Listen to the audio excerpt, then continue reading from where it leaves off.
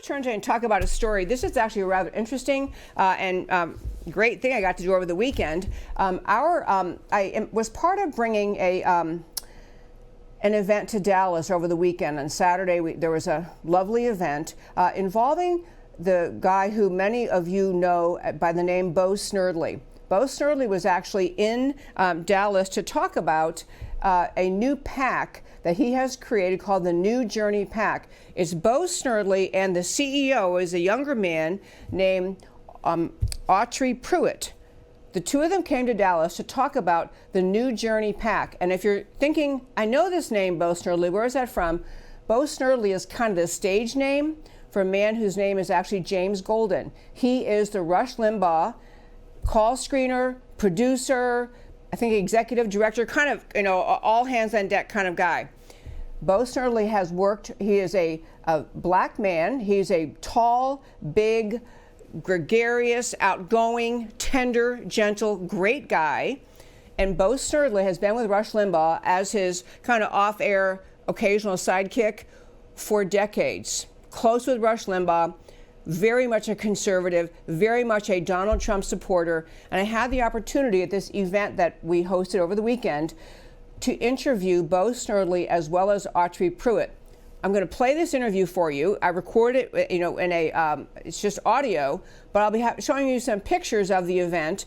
There's Bo Snerdley is in a blue suit. Autry Pruitt is a shorter guy, and he's not in a blue suit. Now, my husband was there also, so there's some pictures with him too.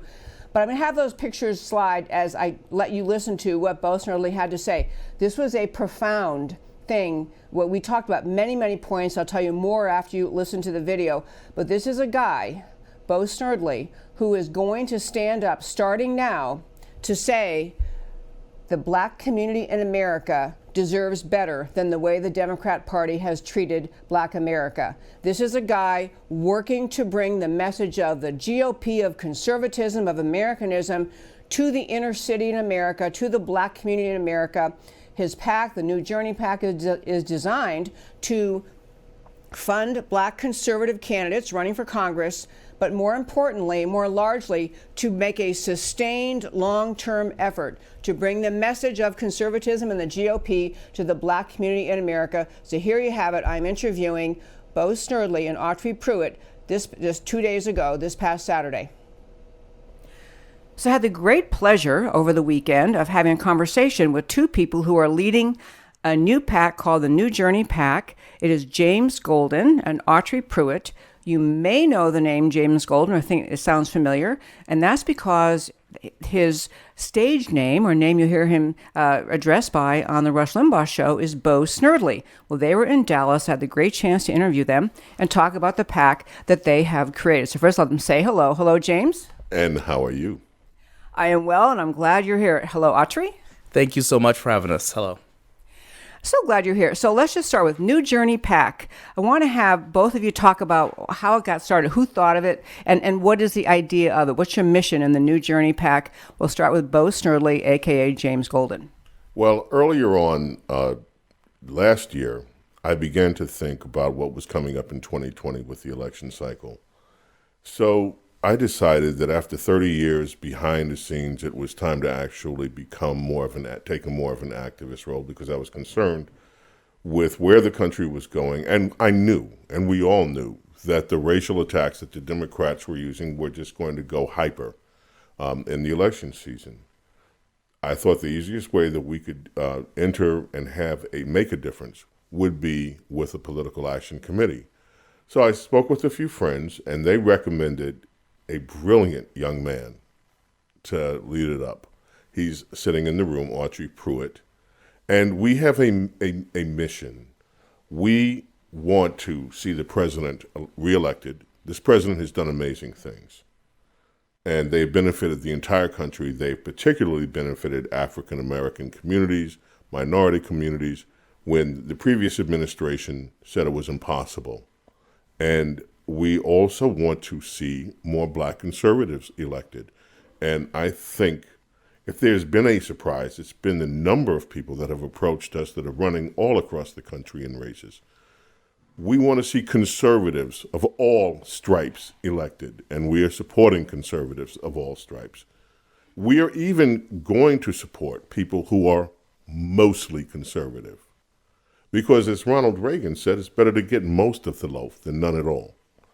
And one of the things that we're doing, we're in for the long haul. We're not going to go dark after the election season's over. Our long-term goal is to have New Journey offices in every blue city in America, because we are going to fight the narrative. The Democrats have been running a 50-year nonstop narrative, defining Republicans as evil, defining Republicans as bigoted against them. And these attacks have either gone largely unanswered or have not been answered strenuously enough.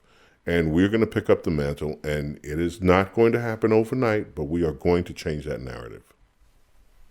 Thank you so much. That was just a great, great answer. I'm going to turn now to Autry Pruitt and ask, so there have been people talking about the idea that conservative ideas actually are better for everyone for 50 or 60 years. We have Larry Elder, fabulous American advocate for conservative ideas and trying to bring the message to the African American community. And Walter Williams, brilliant economist, Thomas Sowell, all those people have been talking about this for decades. And especially now, people argue that America is more divided than ever. So given that background, what do you think is the difference, or why do you think New Journey can do something now that really has been a struggle for the last several decades? Well, I feel that two things. I first feel that the reason why New Journey can do something now is because New Journey understands something that the left has understood from the beginning. It's about the human story. I love the three wise men. I love Larry Elder. I love Dr. Thomas. I love them all. But we need to understand the human condition and be able to tell that story, because conservatism has a story. The fact that the left for decades have exploited African American communities in terms of abortion, killing babies, in terms of not allowing job expansion, in terms of raising taxes so small businesses can't even start up, in terms of having regulation that's such a burden that an African American male or female coming up can't start their own business.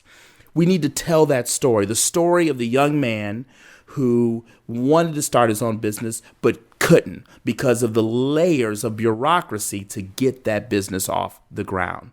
If we start to reframe and get out of the charts and the graphs and start talking about the stories about how the left has actually destroyed individual lives with their policies, that's going to make the difference. And frankly, with James and I both being Black Americans, we come from that community and can tell those stories. And we know hundreds of people, some are not even conservatives, quote unquote, brand name conservatives, Republicans, but they have stories to share. So what we're doing is we are taking the everyday stories of African Americans in battleground states right now, but all across the country, in states that we need to preserve and keep red, such as Texas. We're taking those stories and putting them in front of people. And then the second part of that is we're also going to attack and go after the Democrat brand.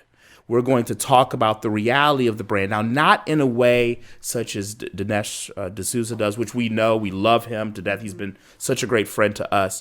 But we're going to attack the Democrat brand by telling the stories in 60 seconds, 30 seconds, 2 minutes, 3 minutes, etc. And if we can begin to do that and do it consistently, both in cycle and out of cycle, we can begin to peel back some of the Democrats', I would say, stronghold within the Black vote. Can I add something to that, please? We are looking now at 4 generations of Black conservatives. We, Autry James, Larry Elder, and many of our generation, we are standing on the shoulders of Dr. Williams and Dr. Sowell and Shelby Steele. We call them the three wise men. They have given us the intellectual underpinnings to explain conservatism, and also they have taught us, many of the Black conservatives in our generation, what it was like in their generation. And even though they faced hardships from the state, from state-sponsored oppression, there was a lot of progress that was happening that ceased when the Great Society came about. So you have that generation. You have Autry in our generation. You have slightly younger than me, guys like Kevin Jackson. And Autry would be in that generation, by the way, with Kevin. And now we have people like Candace Owen. And she's reaching out to even younger. You have 4 generations of black conservatives. And what is different this time? We're not just isolated. I will tell you that many of us are working together. This is not, we're not crabs in a barrel each trying to just compete with each other. We're working together. We've had people that have done other PACs that haven't gotten as much attention as ours have, that have come on board and said, hey, we can help you and you can help us. And we're doing that. People have been just marvelous. And so I think you're seeing this is the beginning of this is not the beginning. We are in a movement, and that movement is going to continue to grow. Just love both those answers. I love you mentioned a moment ago, James. Okay, the name Bo Snerdley is so much fun. Just go with Bo. It's okay. Cool. Well, the idea of placing offices in inner cities is a brilliant idea. Last night at a meeting, we were discussing the idea how Texas really manages to remain conservative because of the urban the rural vote, the outlying. But you get into the cities and even Texas, people think it's such a conservative place. Texas has a problem getting a conservative vote to come out of the inner city. So what are you going to do in those inner city offices? Let me tell you why this is so important. Last night I was in the hood, okay? I'm a vegetarian. I'm a vegan or vegetarian, whatever, okay? I wanted to find some vegan food. The place that I found was a place in the hood called Da Munchies. Okay, they do great vegan food. Now, I also had discussions with the business owner. We were able to talk about what we would call in the conservative world, capital formation. What I was talking, hey, you got to get some money because you're going to need to expand because your food is so great, this just can't be contained here. Now, I guarantee you that this spot, Autry saw it because he came to pick me up from there. This spot is not a spot that most people listening to this podcast would ever go to. The place in the neighborhood, it looks a little sketchy. But you know what? This is why New Journey has to be there. This is why we have to be in every single blue city in America. When I grew up in Queens, New York, the Republican Party was there. They had an office on Farmers Boulevard. The Republican Party left by the time I had graduated from high school. They were long gone. And never to return again until they're making an emergence because we have a black Republican woman running against AOC. AOC represents part of the district that I grew up in. Okay, so we have to be in the neighborhoods. We have to demonstrate to people who we are. And we are your neighbors. We are your countrymen. We want what is best for you. Because we are you. We are one people. We are Americans. And this American dream is ours. And everybody, every single American has a birthright to access this American dream. And that's why we are going in every city in America to let people know who we are and what we're about. I'm so excited I can hardly stand it. I want to tell our listeners, first of all, if you'd like to support the New Journey PAC, you can go to their website, newjourneypac.org. New Journey. Or you can do simple. You can just go to maga.black. MAGA.black. You don't need a .com. You don't need net. Just maga.black. And you can reach us there. That is great to know. And I honestly, the idea of energizing the messaging to the black community in America, across this country, about what policies really work is a fabulous idea. I will tell you one quick thing and get your reaction to it. But we were talking, we have very close friends, long time. They're a black couple. Their kids went to school with our kids, longtime friends. And they were telling us, we have dinner with them once in a while, and they were telling us how still, when they go home for Thanksgiving dinner, they weren't from here, or they go for a holiday meal, they sit there and they are the only ones who are Republican, and they find it so hard to talk about politics. They just don't. They agree it's off the table. But I think part of what would be so healthy in America is to have more people willing to talk about why they're driven, people of all races and ethnicities and backgrounds, what drives their political thinking, what drives their vote. Because in part, I see the rabidness of the leftism, the political correctness, it silences political conversation.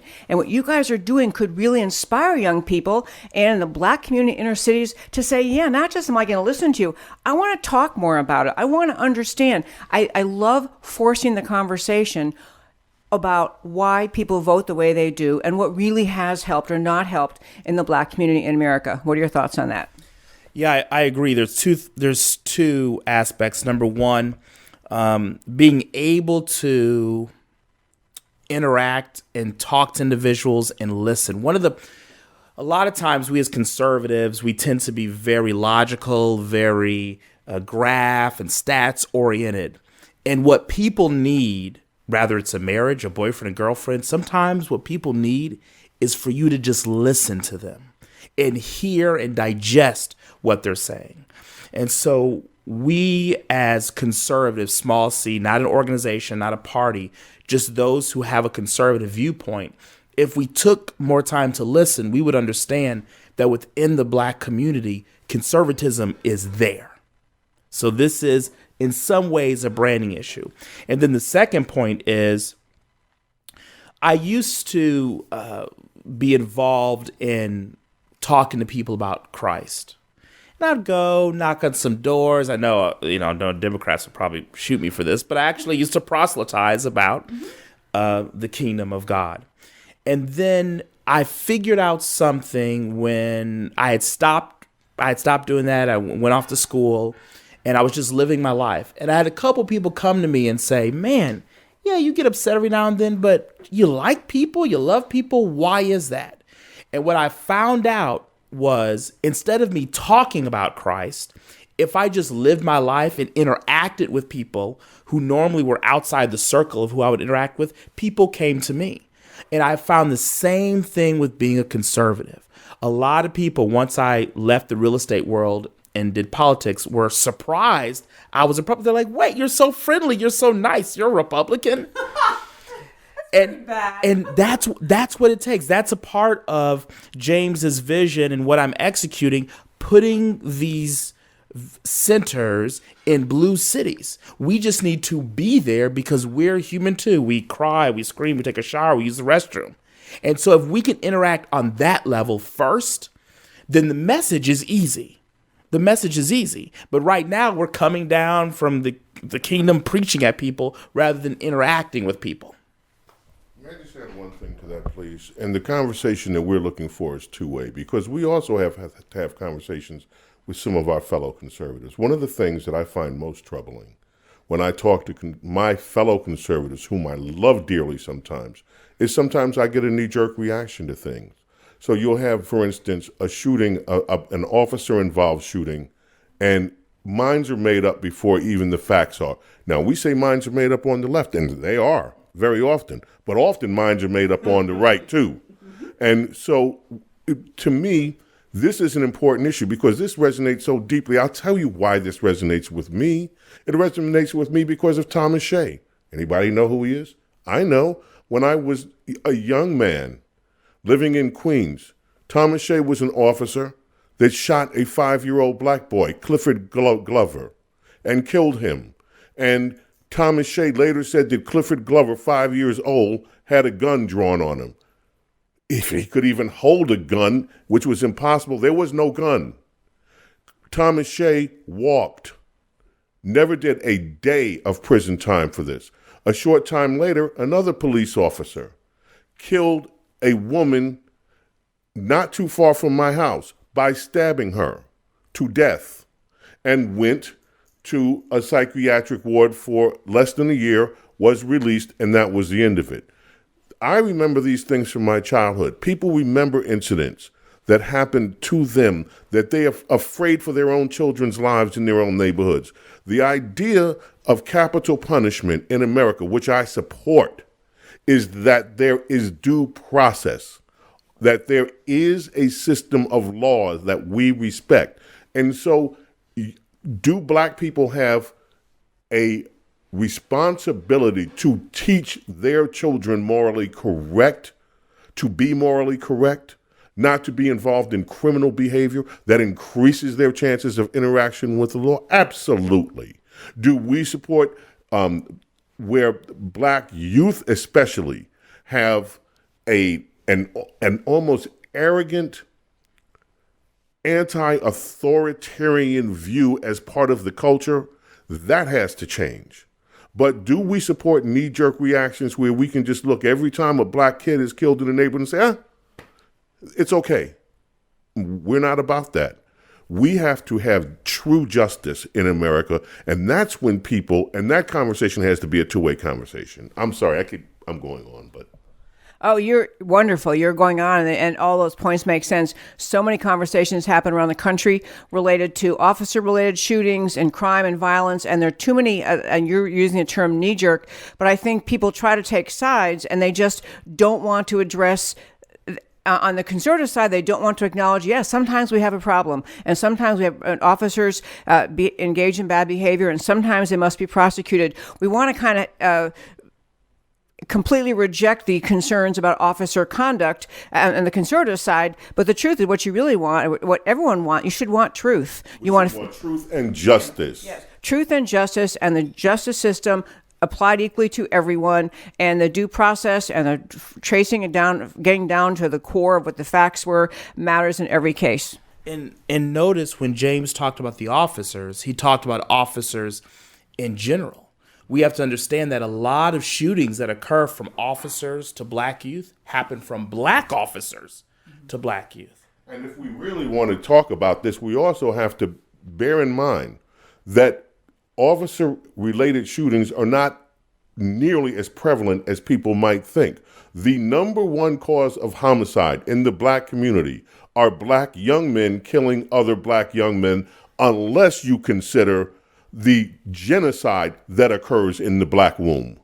So those are issues if life is important, and we do believe not that just black lives are important, all lives are important. Those are issues we have to address. Yeah, so how can you end up in a situation where black youth are killing black youth at rates that are insurmountable? It's because the Democrat Party currently pushes, and I try to not get too emotional about this, but the Democrat Party currently pushes a message that if by chance you happen to get pregnant, it's okay to go and abort, to kill the baby.